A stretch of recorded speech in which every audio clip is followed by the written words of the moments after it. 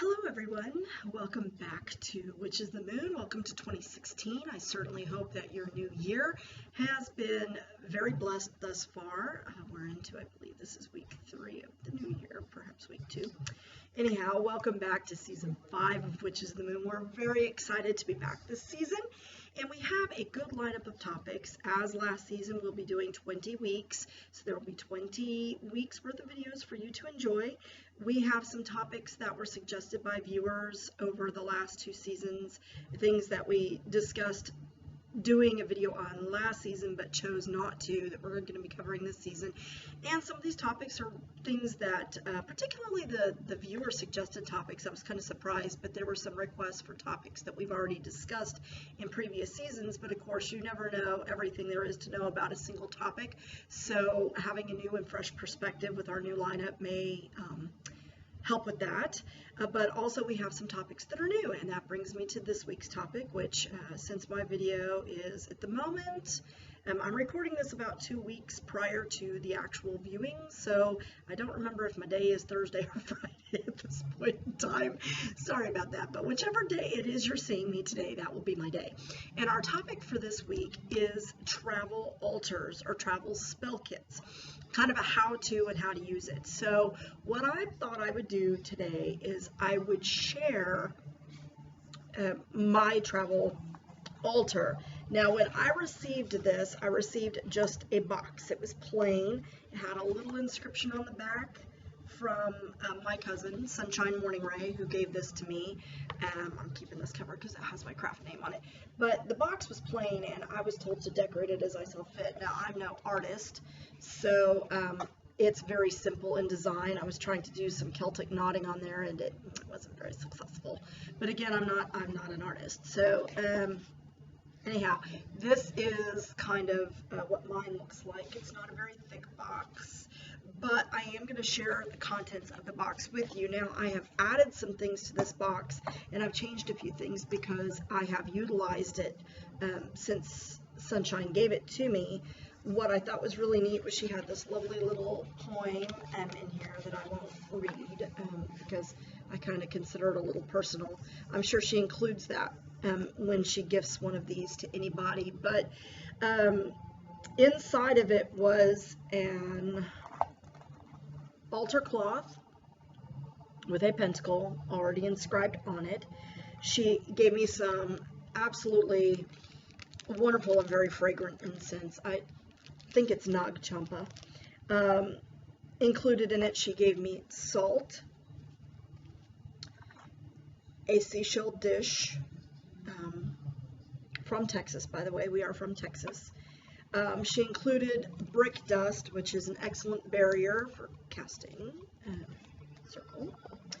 She included a small sage smudge for cleansing, a crystal for the earth, and a god and goddess candle, which, as you can see, I have used this. So there was also this absolutely delightful oil that I have to tell you, it's very strong and extremely pleasant in its fragrance. I don't know what's in it, but good Lord, I would love to know. I never bothered to ask her. She also gave me a small besom, an image of the goddess, and these lovely little candle holders that she made herself. They are wooden, so you got to be careful with them. The wax is kind of dripped down, but she made these candle holders for me, and I do love them. She also included a crystal dish and a citrine and brass bell, which actually has a little pleasant sound. Sometimes those little bells don't have a pleasant sound. And also included were some incense matches. Now, this is excellent if you can't carry an incense holder with you and a stick. You can just take one of the matches and light it. It's got a pleasant incense fragrance to it, and these are pretty cool. This particular scent is spice. Now, I have also included in this some matches and a lighter, because you never know when things don't want to work right or when you may need them. They're excellent for emergencies. I kind of need to clean my box out a little here. But this is the depth of the box. So it's not a very deep box, doesn't take a lot of space. But one other thing that I want to include that I carry now in my travel altar is last year, I believe it was last year, or it could have been the year before, we did a swap. There's a group on Facebook that I'm in, and it's a secret group, but we do swaps for the Sabbats, and I did a swap with the lovely Cynthia Rocha, and she gave me this beautiful Book of Shadows that she made. It actually says Book of Shadows. I don't know if you can see that in the lighting. There you go. And she made this lovely little book, and it is the perfect size for my travel altar, because one of the things that bothered me was I didn't have any of my rituals. I write my own rituals, but I'm a person of tradition, and I like to do it. I did put my own personal read in the front, and it has certain information. It's basically a little mini copy of a Book of Shadows with what I feel are really important information if I'm traveling. But I like to have this because if I come across other information, I like to add to it, and sometimes when I'm traveling, I do. Now, it's getting kind of full. I'm more than halfway through the book. But it's now smells like that wonderful oil. Sunshine, if you're watching this video, whatever this is, you have to tell me what you put in it. Because it's delightful. But I really have added this because I needed something to help me as I was still starting out and I wasn't as comfortable doing ritual. But now I've learned that I do what feels right. So that is basically what I carry in my travel altar. I don't know if you can hear the music in the background, but my husband got me 2 of Dave the Bard's new, well, they're not new, but 2 of his CDs, Cauldron Born and 2 Crows, the Tales from the Crowman, and I love it.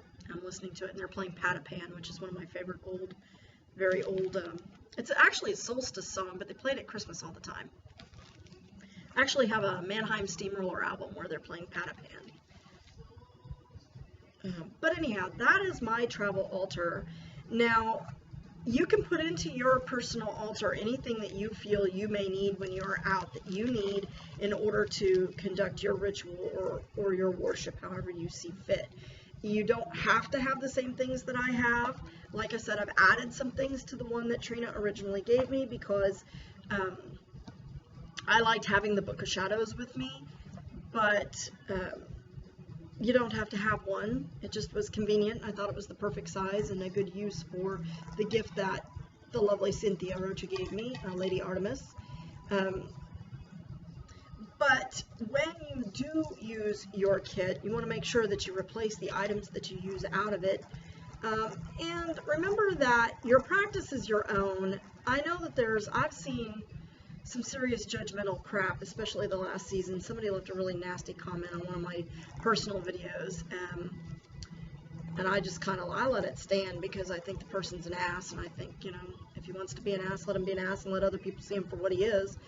But what you carry in your travel altar is really a matter of what you feel you need. I know people carry birthday size candles in their altar, and that's fine. Sometimes you can find little black and white candles. It doesn't have to be black and white either. Black and white are just traditional colors used to represent the god and goddess.